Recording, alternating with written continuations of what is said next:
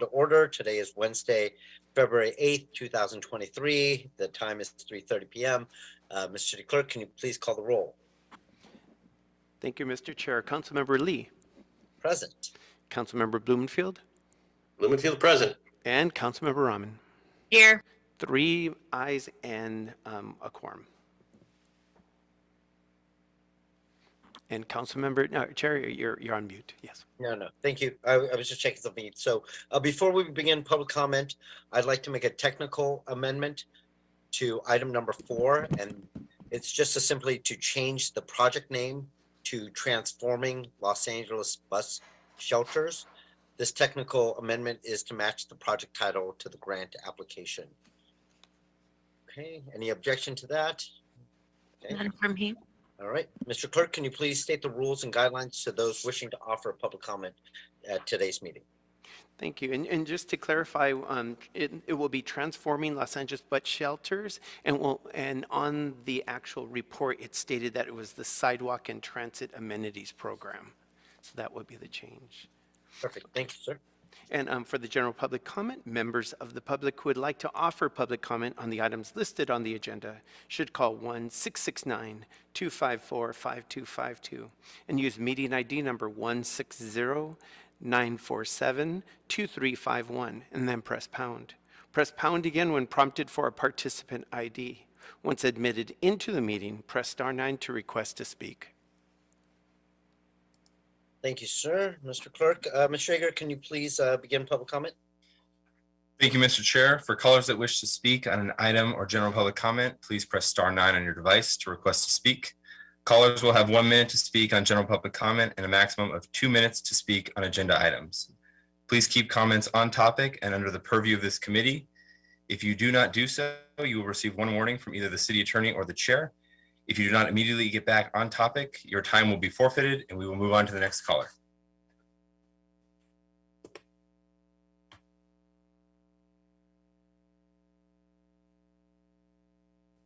Caller, please state your name and the items you'd like to speak on. Hi, this is Robin Rudisill. I believe it's agenda item 1 on the Metro Transportation Communications Network project. Okay, you have 1 minute. Please begin. Well, I'm speaking to an CIS. Could I have just a little bit more time, maybe a minute and a half? I'm from the neighborhood council. I'll take that as a yes. I am the board member and land use chair for Coastal San Pedro Neighborhood Council. We voted in December as follows. Resolved, the Coastal San Pedro Neighborhood Council opposes Metro's Transportation Communications Network project, which incorporates digital signs, and asks that the City Council engage in a full and transparent outreach and public review process. The program as proposed will have significant impacts on our communities. Scenic and coastal resources, and review of the rollout list of year 1 shelter locations shows that there are plans to place shelters in places where they violate the Coastal Act, scenic corridor specific plans, and the general plan. Placement of signs on scenic roadways is in violation of the mobility element of the general plan. Although the public was meant to have the opportunity to review the list of proposed locations, there was no notification given to the public, none. The lists were forwarded to the council district offices on November 1st with a deadline for feedback by December 1st, right at the time of the elections, followed by council district office transitions. So when complaints were lodged with the Board of Public Works about this failure to notify the public and to circulate the list to the public, an added 30-day period of review for new council members only was granted. Yet the public still is not and has never been notified of the availability of these lists or of the very limited opportunity to provide. Thank you, caller. That concludes your time. Caller, please state your name and the items you'd like to speak on.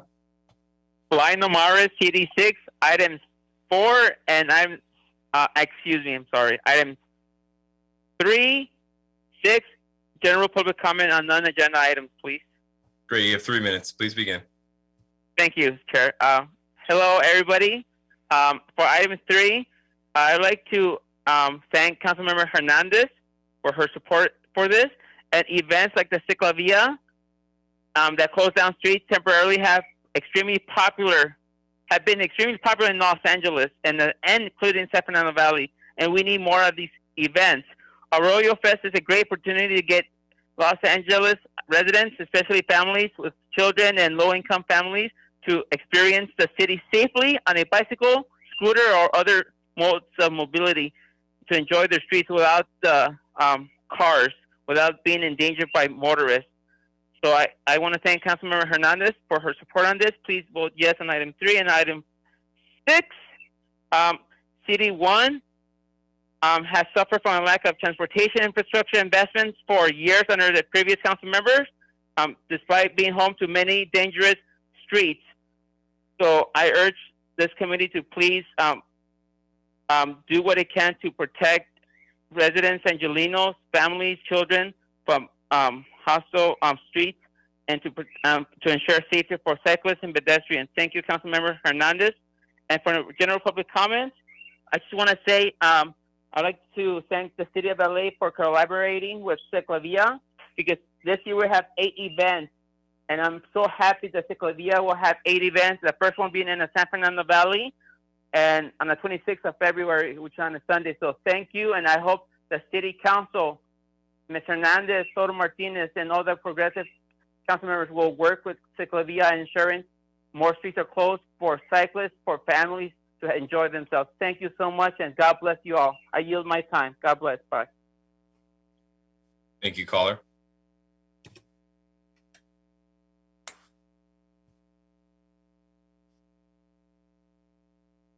Caller, please state your name and the items you'd like to speak on. My name's Marcia Hanscom. I'd like to speak on item number 1 and also general public comment. Wonderful. You'll have 2 minutes. Please begin.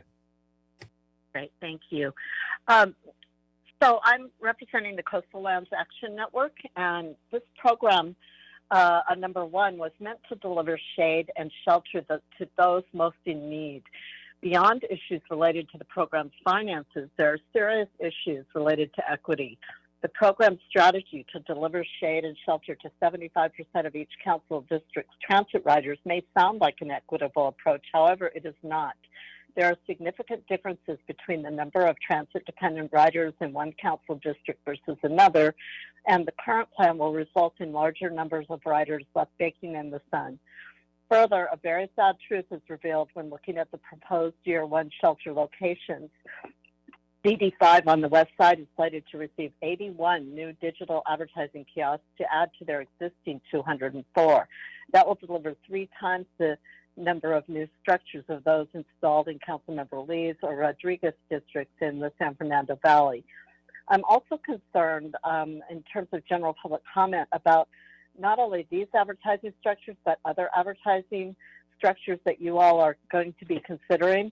And while this particular contract was awarded in September, I've seen no effort for permitting with coastal development permits.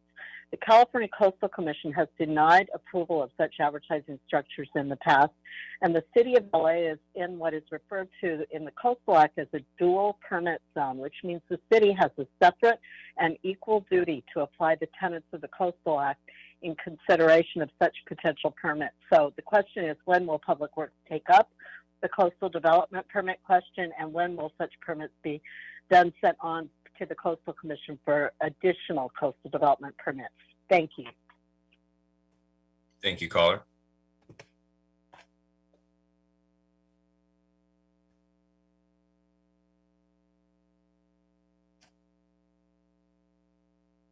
Caller with the last 4, 8134. Hello. Please state Hello, your name can and you the hear me? items. Please state your name and the items Yes. you'd like to speak on.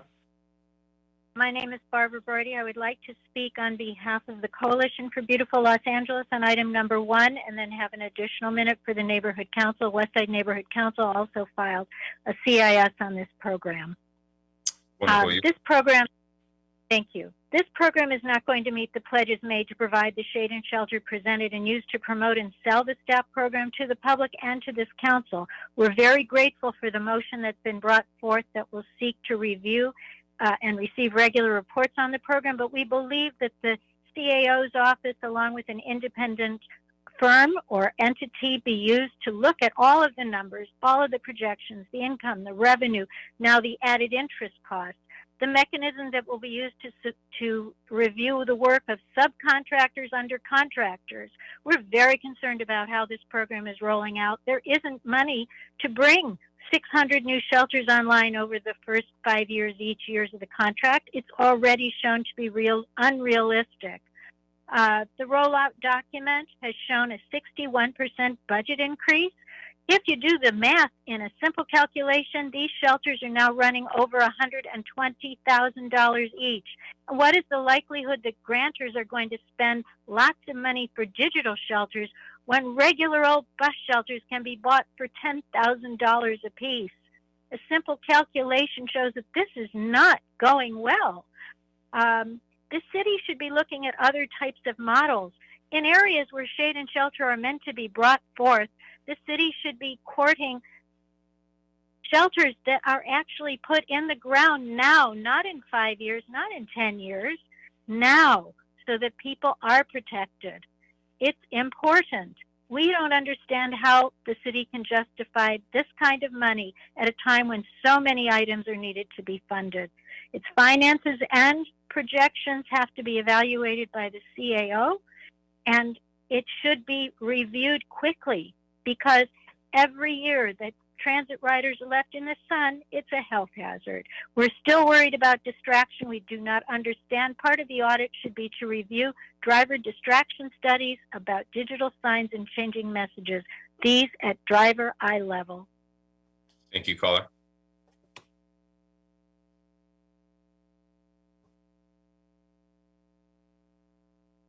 Caller, please state your name and the items you'd like to speak on. Yeah, my name is James. I'd like to speak on item 1 and public comment, please.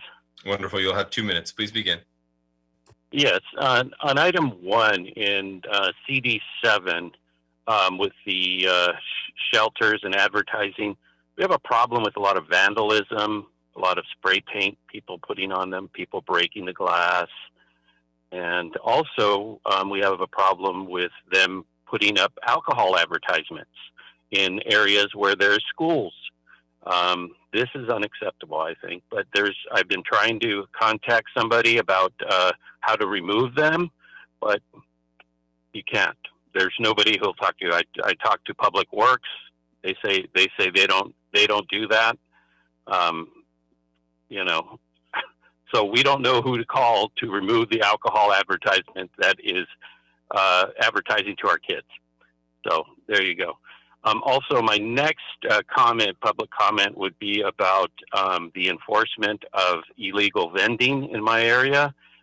These people are blocking the sidewalks, and I was told by your enforcement arm, which is the investigators, that they cannot remove them, even though they're violating ADA laws.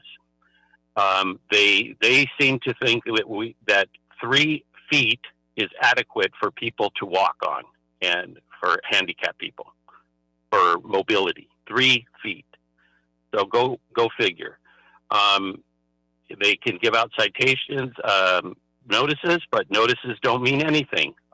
From what I understand now, they're telling me that the citations don't mean anything. So who isn't going to enforce the law? Who's going to protect us? Who's going to protect our mobility? I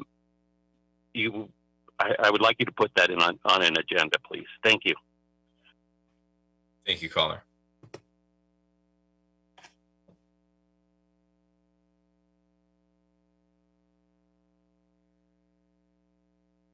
Caller with the last 44306. Please press *9 to unmute.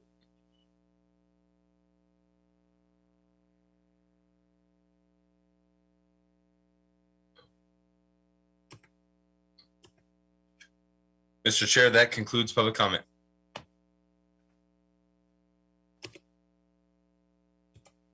Thank you, Mr. Yeager. Colleagues, I'd like to recommend that we take items number 2, 3, 5, 6, and 7 on consent, as long as there are no objections from either of you. Seeing no objections. I'm sorry, Councilmember Blumenfield? Yeah. Seeing no I objections. was giving you the thumbs up sign, that's all. Gotcha. Seeing that there's no objections, Mr. Clerk, can you please call the roll on those items, on those consent items? Thank you. Councilmember Lee? Aye? Councilmember Blumenfield? Aye? And Councilmember Rahman? Yes. 3 yeses, and these items are approved. Thank you, Mr. Clerk. Mr. Clerk, can we, let's move on to item number 1. Do you mind reading that into the record? Thank you. Item number 1 is a motion from Council Members Price, Blumenfield, and Rodriguez relative to quarterly updates on the Sidewalk and Transit Amenities Program, or STAP, and the implementation of the City Toilet Program. Okay, I believe I see Lance is here. Lance, I don't know if you're the one who's going to be speaking on this item. Oh, there you are. Hey, Lance. So Lance, can you just, obviously provide us an update on the rollout? How's it going? The funding plan, what we've secured to date, and if there's been any complications to the rollout schedule, and also, of course, the funding plan. Sure. Good afternoon, everybody. Lance Owishi with the Bureau of Street Services, and I'm the city's contract administrator for our transit furniture programs. I head up what we call our urban transit amenities section, which includes STAP and our bus bench program. And so this afternoon, we're pleased to provide a little update on STAP in particular. If for those that don't recognize the acronym, it's called the Sidewalk and Transit Amenities Program, which is our new transit shelter program. It is what STAP means. And so the contract itself was executed in October of 2022. Since that time, we've been working with our new contractor, Transito Vector, to pursue the designs of our new shelters, to line up a lot of different administrative tasks that are necessary to implement the program, some of which is the site approval process for shelters that we possibly could work on in 2023. And then also things like getting the content management system set up, which is a software program that would help us to monitor our new shelters, a asset management system and integration with the city's own asset management system, and again, various administrative tasks, including the security of funding. And so that has been progressing to date.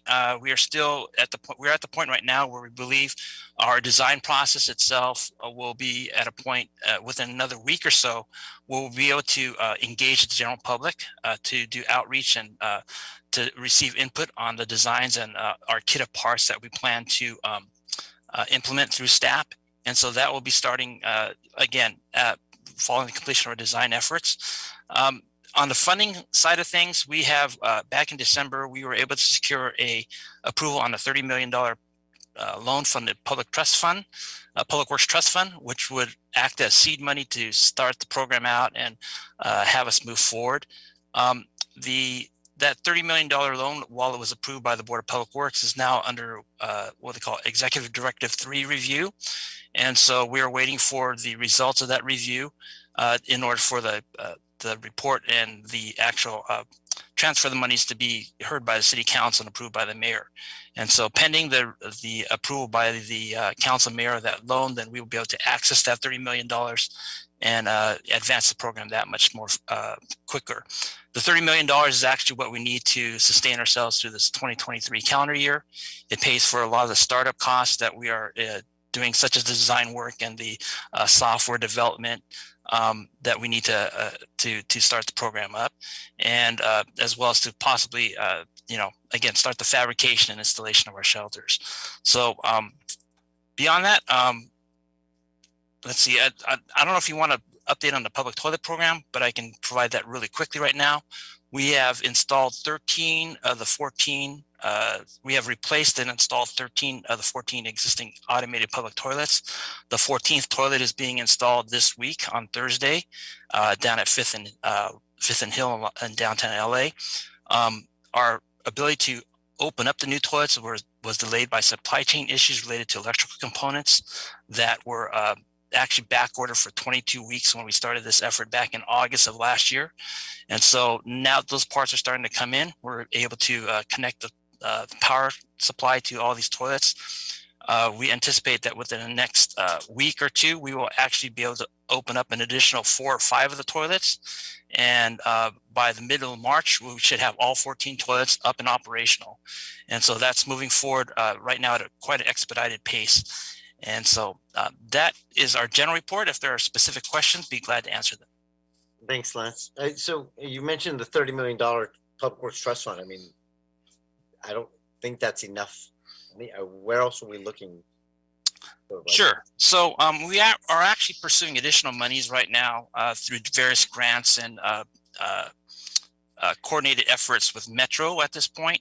One of the efforts that we're actually working with Metro on is the North San Fernando Valley BRT project, and that is a project that will provide upwards of $53 million to the city to improve up to 400 bus stops in the north side of the San Fernando Valley. We are working on a draft MOU right now that we expect to execute sometime this summer. And that will then enable us to start receiving monies from Metro for that particular project and shelters in that project area late 2023 or early 2024. We are also working, we've also applied for a RAISE grant, which will be discussed later on in this Public Works Committee meeting. And that the total amount of that grant is $30 million. $6 million of which is front funding that come in from the perspective of that $30 million Public Works Trust Fund loan. We have a federal earmark for shade structures that is providing us $2.5 million. We'll be able to obligate those monies this summer, and again, access those monies in 2024. And then there's an extra grant that was awarded to Metro, of which, again, we need to execute an MOU for, but it's in the amount of $5 million. And, we'll be able to access those monies in 2024. So all told, we believe we have upwards of $114 million lined up for the next year and a half or through the end of 2024. That $114 million is adequate to get the program going and to provide us with additional time to seek additional funding sources, which we'll continue to do as the program progresses. So we don't have the total amount of capital monies that we require at this point, but we're confident that we'll be able to do that in the upcoming year and continue the program moving forward. Okay, and Lance, I think we've all heard and read different things that talk about capital expenditure increases to the program. Can you kind of walk us through and break down some of those increases so we can understand what they are? Certainly. I think that some of the things that we're hearing is that people are comparing a lot of the what we call the best and final offer, abbreviated to BAFO in city acronym terms, that was presented to us in August of 2021, and comparing those costs, what we call BAFO costs, to where we're at right now, or what was projected. And in the interim from basically 2021 through now, there have been numerous projections about how costs might shift or move around.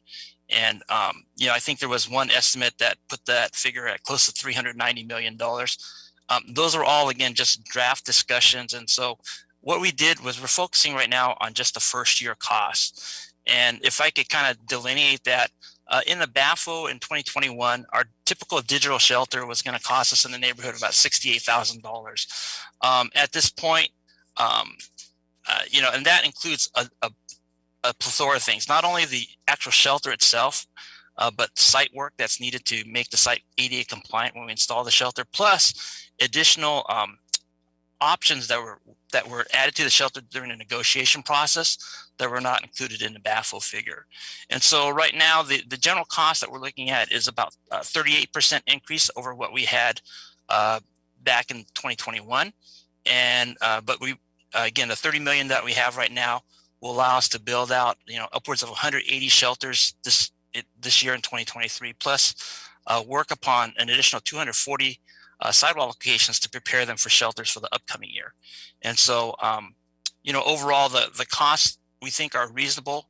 For instance, I'll give you a real quick example. Our shelter costs between BAFO right now, BAFO back in 2021 and February of 2023 increased 8%.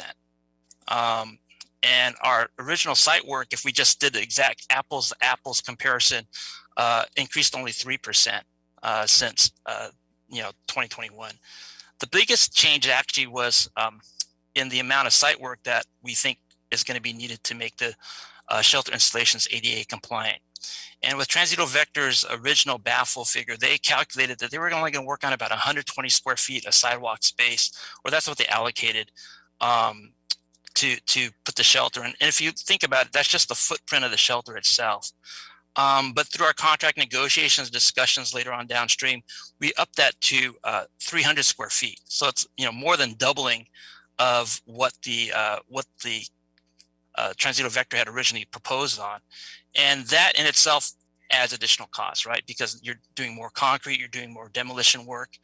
In addition, the original RFP did not require the proposers to submit costs based upon prevailing wage.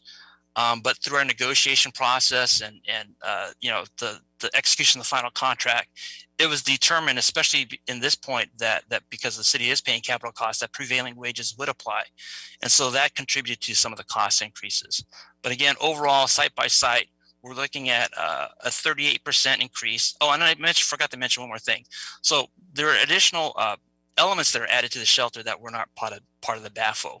And some of that stuff is things like a push to talk button that allows people that are visually impaired to see, to hear audible report on real-time bus arrival.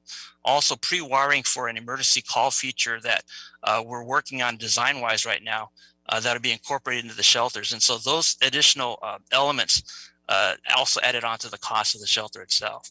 And so that's where some of the delta's at. But we believe that they're reasonable and that we're working with Transito Vector to bring that all to fruition. Well, Lance, I know we added some things, but I mean, things like prevailing wage here in the city of Los Angeles and some of the other things you talked about, like increasing the site, how it's being affected at each bus stop. Why weren't these included then? Each proposer kind of looked at the RFP itself differently, but I'll talk about the prevailing wage because, as you know, our previous program was a situation where the contractor provided everything, right? They provided the capital, they built everything, they installed everything, they operated anything. There was no city funding involved with the previous program. And so there was no prevailing wage required of the previous program. With our proposal, we actually had the proposers submit 3 different cost proposals. One where it was very much similar to our old program, where the contractor pays for everything. We had a secondary cost scenario where it's a 50-50 split between the contract and the city, and then 100% capital payment by the city. And again, that was all to allow the city to assess what would be the best, most advantageous program moving forward for the city, actually, once we had a chance to assess the proposals. So there was no requirement for a proposer to submit a prevailing wage in case we ended up selecting that the 100% contractor paid program. And so that's why there's to make sure that all the proposals were analyzed on an apples to apples basis. None of the proposals included prevailing wages. Now, as far as the actual site work goes, we left that up to the individual proposers to determine what they thought they might need to do. Some of the proposers included, like Transito Vector, included a contingency or a cost for proposed site work. Some of the proposers did not, and so one of those proposers that did not was our former contractor who put a line item that says they did not include that, but that would be something they would negotiate once if they were selected as our finalists. So we know that in itself didn't make the proposed apples to apples, but still it enabled us to kind of adjust some of those costs. But that's why some of those costs were not included in the original BAFO costs and now are being added into it at this point. With these delays, though, is it going to affect like any of our revenue projections? I mean, will it affect not only revenue projections, will affect different things that each council office relies upon, like street furniture revenue, funds, anything? Is there anything that's going to be altered that we need to be concerned about? So the capital cost itself is not going to alter what the city is going to receive. I think that as far as revenues, the revenue share is based upon whatever the contractor is able to sell gross revenue receipts in a given year. And to the extent that we're able to roll out the new furniture and start generating more revenues off of that, that will be really kind of what affects the city's revenue share.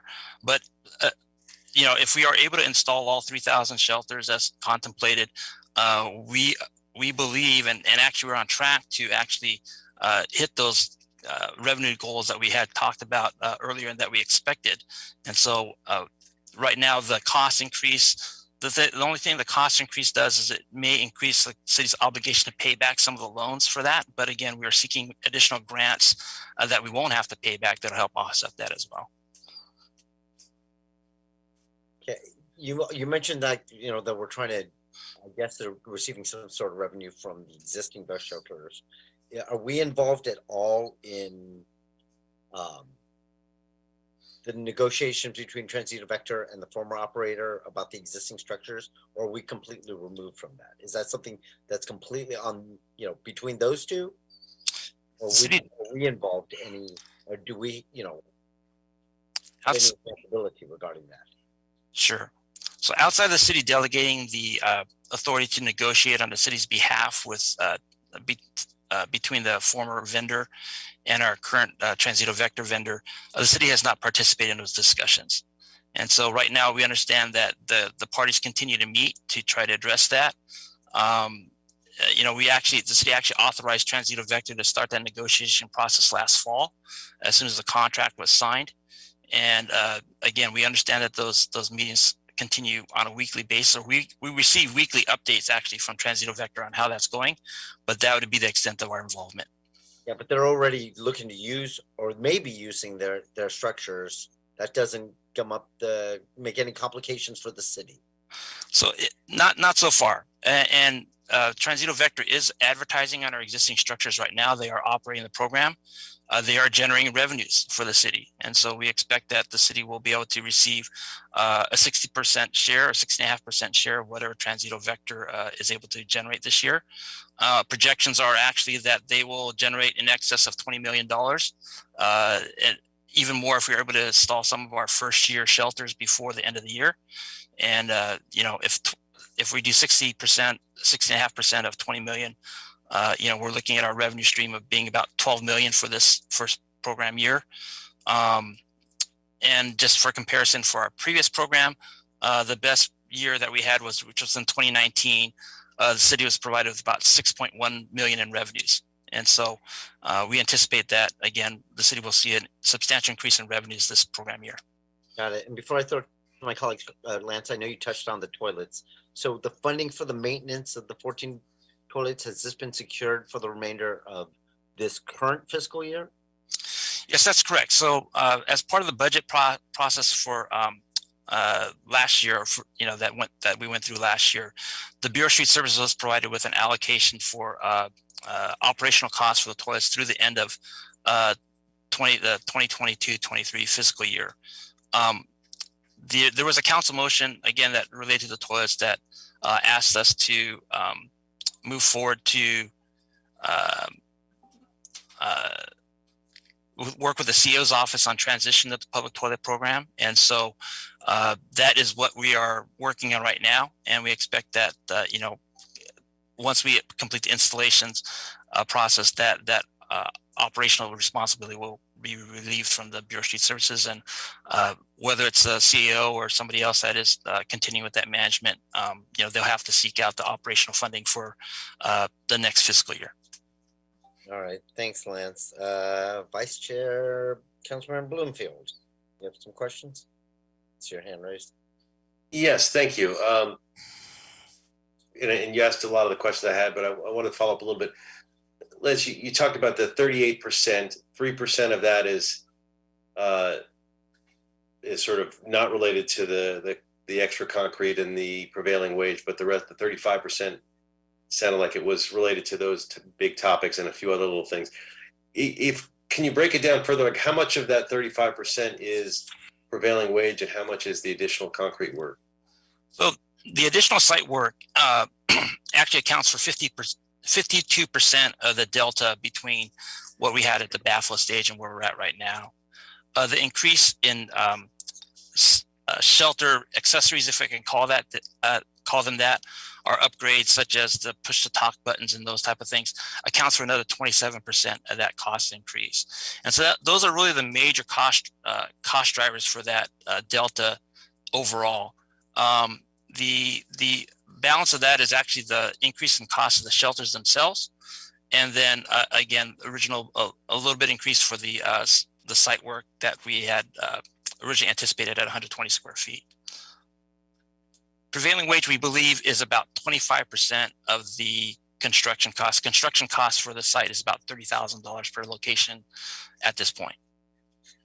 Wait, prevailing wage you said is 25%? I'm sorry, let me correct myself. So the increase in site work costs between what we had for at the baffle and today is approximately $16,000 and some change. And so the prevailing wage makes up 25% of that 16,000, or about $4,000. But then the 52% you said is the additional scope on the ADA compliance. That's correct. And do we, on the one hand, that we should discount that because we're already required to make those sidewalks ADA compliant. Because my question is it cheaper or more expensive to be making those sidewalks, that extra work through the STAP program than if we had just gone through the regular order of things through our street services? We ran some numbers on the construction costs, and they seem to be competitive with what the Bureau of Engineering is, incurring for the sidewalk repair program at this point. And so on a square foot basis, we're very, very close. And so, we think that it's kind of a wash. It really wouldn't matter if STAP did the sidewalk upgrades or if it was done through the city's sidewalk repair program. Okay. Thank you for that. So, yeah, I mean, if it's a wash, then you sort of, at least in my mind, I can kind of take that out of the equation. How far along are we with discussions with Metro about the 400 additional shelters as part of the North Valley Transit Improvement Project? So we've actually been talking with them over the last 6 months about that. But now that STAP's been, the contract has been signed, we are working on a draft MOU right now. And so there will be several, iterations that going back and forth between the two agencies. Again, we believe that we'll be able to execute that MOU this summer. And from that point on, then that'll obligate, Metro to furnish monies to the city. And again, we think that will happen probably in early 2024. Okay. And when is the public and the council going to be able to see the final design of the bus shelters? So we are wrapping up the design of the bus shelter right now.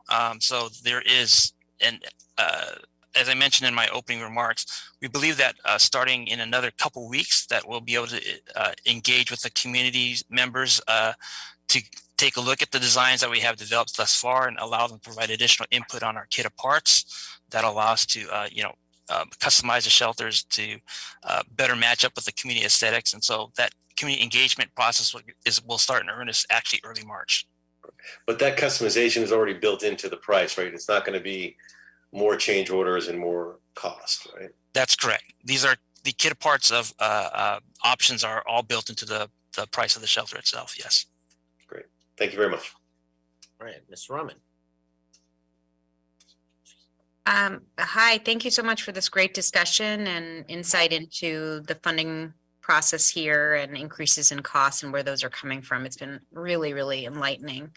I actually just wanted to ask something about the specifics around this motion, which is asking for quarterly reports on estimated program costs and impacts to projected city revenue, and a few other things that are listed in the moving clause. We have had in previous iterations of the STAP program making its way through council requests for both monthly reports and annual reports. And I believe, there was a request for, if I'm looking at this motion and reading it correctly, that there's going to be monthly reports to council on the status of STAP, including how many shelters have been installed, and some other information. And then an annual report that's built into the program as well. And just wondered, what I would like, sometimes I find that there are so many different places where information is available that it's actually less legible to both us and our teams and to the public, and wondered whether you had any thoughts on how this might impact your existing reporting requirements under the STAP program. So certainly for us right now, the various reporting mechanisms or the, that we have to report back on. It's a little confusing, quite frankly. I think that there's various things that people want to know. We know that from a contractual perspective, our contractor will be required to provide us with quarterly reports on the performance of the program, revenues and sales and those type of things. And so we can definitely, post that information. We have not started any shelter installation, so we really can't, are not able to report a monthly status report on how many shelters have been installed to date. Right, but you will be soon, right? Right. Again, once we start shelter installation, if funding is available to us, we possibly start shelter installation as early as August of this year. And I just wondered how the request being asked here might sit with the other reporting requests that you have right now. I guess more specifically, I would ask, is there a way for us to think about consolidating some of these requests and making it more legible to the public? Is there a way in which we can make this information available in one place? Do you have thoughts on that? Is there a way in which we can track, for example, some of the ways in which we're thinking about where we're prioritizing some of these locations have to do with ridership. And I think a lot of people across the city might be very interested in whether we're meeting the goals of our prioritization process here, and would want to have information available in an easy format to be able to answer those questions. And I think I would value your recommendation on how this information can be most effectively shared with the council in a way that really allows us to have accountability, but also public legibility for the program. Thank you for that, council member. We believe that if we can get something set up on our website that is public facing, it's easy enough for us to update things. And in fact, right now, if you visit our website, people can access our interactive map that shows where all the bus stops are at, where we plan to put bus shelters based upon our priority rating system, and how those site selections actually address a lot of the equity concerns that have been mentioned in the past. We can easily work with our, one of the things that's great is actually Transito Vector has retain the services of a public relations company. And so we will be accessing them to help us build up our website. And we hope to build some type of public facing dashboard that allow folks to easily track and see what we're doing. And so that's what we propose to do. Hopefully we can get that set up pretty soon.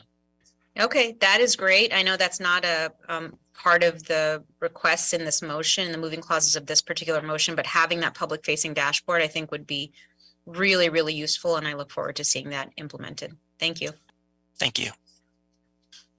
And Councilman Rahman, we're going to be continuing this item and keeping it in committee. Okay. So as we learn new things, or if there's ever an update you want, I'm happy to schedule this item. We can get an update from Mr. Oishi and the department. Yeah, I mean, thank you for that, Mr. Lee. I think just asking about the public facing reporting on a regular basis and where that's being consolidated would be very, very useful for me. Thank you. Absolutely. So we're going to continue this item. Mr. Clerk, do we need to, if we're just holding it in committee, do we need to take a vote? No, as this is not going to council, we do not need a vote. All right. Thank you very much. And thanks, Lance. I appreciate the update, and to you and everyone else here. Can we take item, I believe item number 4. Can you read that into the record?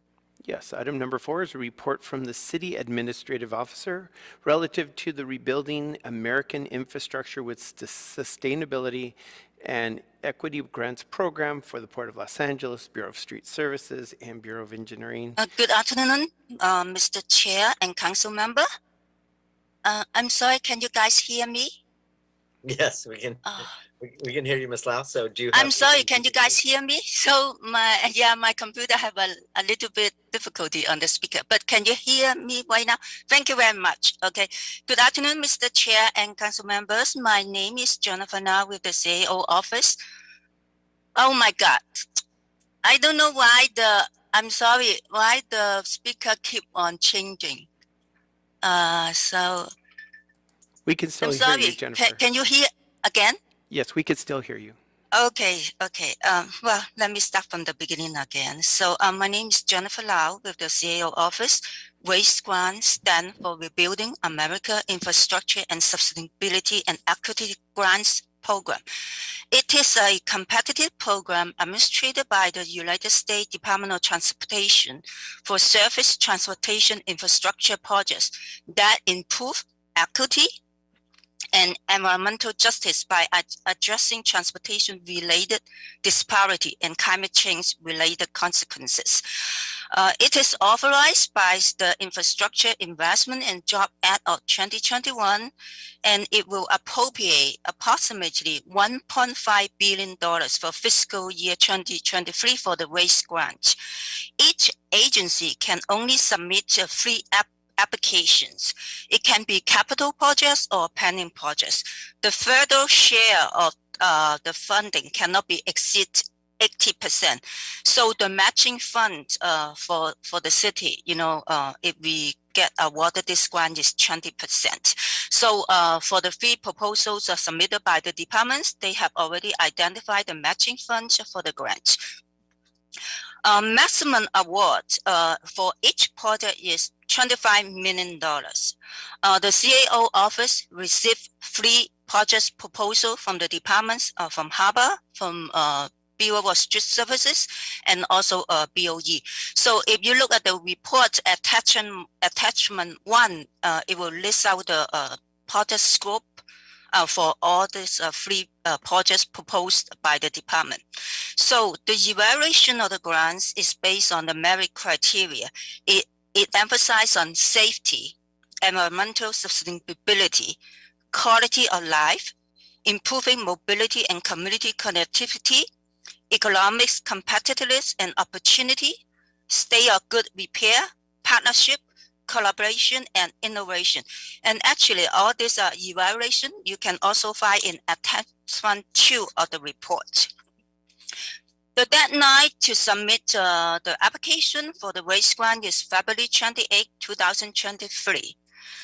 So that concludes my presentation. I'm happy to answer any questions that you may have. And also for your information, representative from the departments that submit the proposals also attend this meeting in case you have some questions, detailed questions regarding the projects. Thank you. Thank you, Ms. Lau. Can you hear us? Yes, I can hear you. Okay, great, great. So this is one of the grants where the STAP program is applying for. We need the money from trust fund to apply for the grant, right? We need to show the money ahead of time that it's available to us. Well, all the grants that get reimbursement later on. So that's why, yes, it probably has to be funding by the city.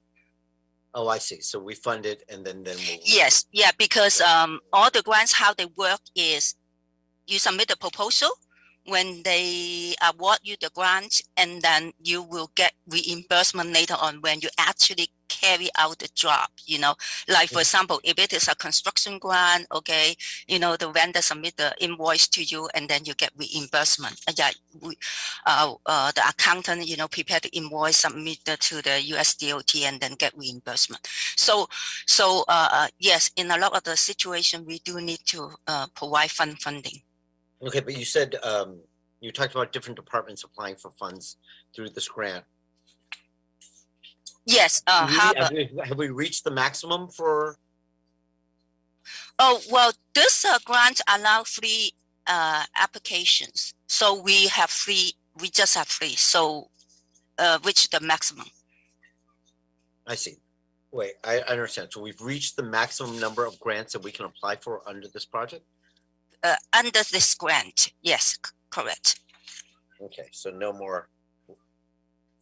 Councilman Rahman and I can't introduce some new project then that we want money for this, correct? I was already like, what can I get? Yeah, same as me.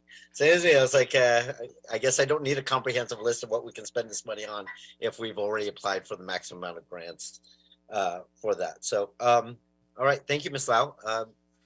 Colleagues, Councilman Bloomfield, Councilman Rahman, any questions?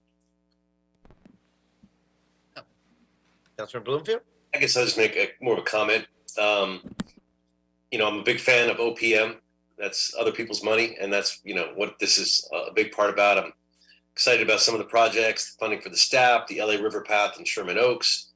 I just did want to throw out there, I am a little worried about our capacity to deliver on all these projects. We were, for example, awarded 18 million in active transportation grant for the West Valley portion of the river back in 2019, almost 4 years ago. And it's only now getting near final approvals and is still not fully funded. And there are pedestrian signals in my district that got funded in 2016 that I'm told may or may not be completed by 2024. So OPM, great. We got to go for it. We got to squeeze every dime out of the feds that we can and get our a better portion of our tax dollar back. But we can't spread so thin that we stop delivering on what we have to do. But that's more of a comment than a question, and just an appreciation that we are going for the gold. That's it. Thank you, Councilmember Bloomfield. All right, Mr. City Clerk, seeing as there's no more questions, Thank you, can Mr. you call the roll on this item? Yes, Councilmember Lee, Aye. Councilmember Bloomfield, Aye. and Councilmember Rahman. Yes. This item is approved with the amendment that you made earlier. All right. Can you confirm, Mr. City Clerk, that if there's any other items on the desk? Yes, Mr. Chair, the desk is clear. All right. Well, then this meeting is officially adjourned. Thank you, Councilmember Bloomfield. Thank you, Councilmember Rahman, for joining us today at the Public Works Committee. This meeting is now officially adjourned. Thank you. Bye. Bye, y'all. Here.